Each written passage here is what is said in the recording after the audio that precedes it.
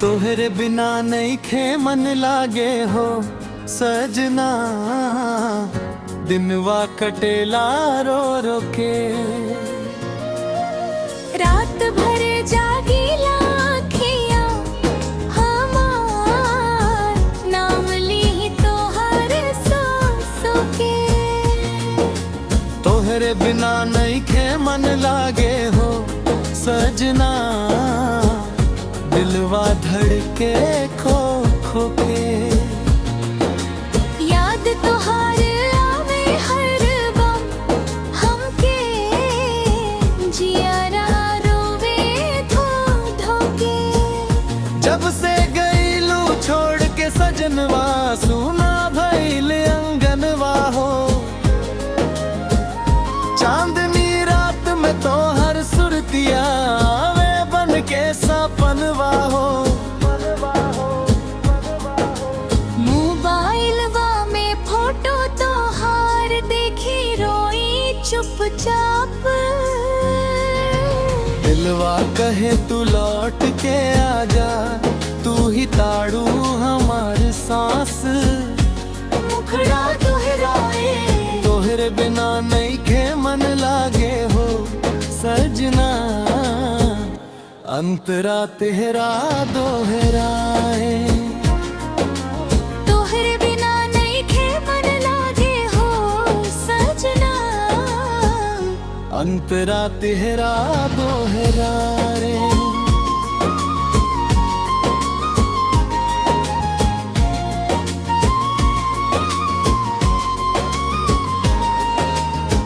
बरखा के बूंदन में तो हारना, हम लिख ले भी जल हाथ। पवनवा बोले धीरे धीरे, कब आईबू हमरा साथ। गली गली में खोजी तोहरा नजरिया, थक जाना। तोहरा बिना जान हमार, हर खुशी फीकी लागेला।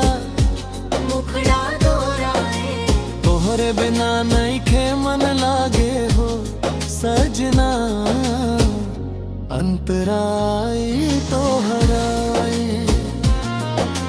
तोहरे बिना नहीं खे मन लागे हो सजना, अंतराई दोहराए।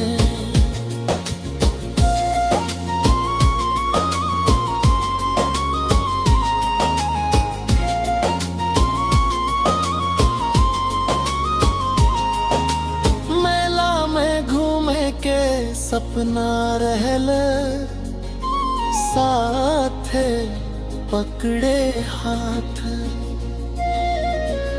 अब ताकेले फिरत बानी, याद आवे उ बात।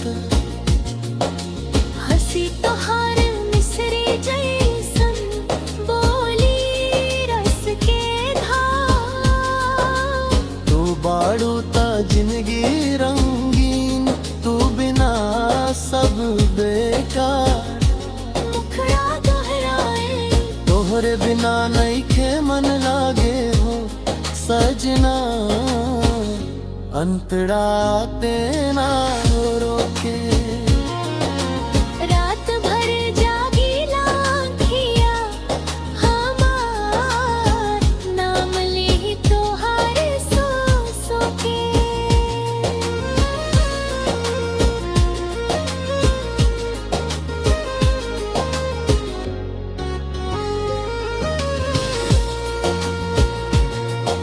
सवेरे के चाय में नाम तोहार, शाम में तो हर बार।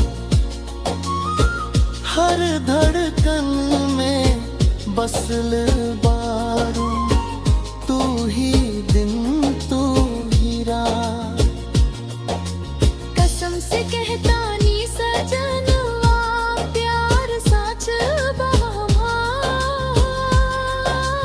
एक बेर तू लौट के आजा, जी सुखी संसार मुखड़ा दोहराए तोहरे बिना नहीं खे मन लागे हो सजना दिनवा कटेला रो रो के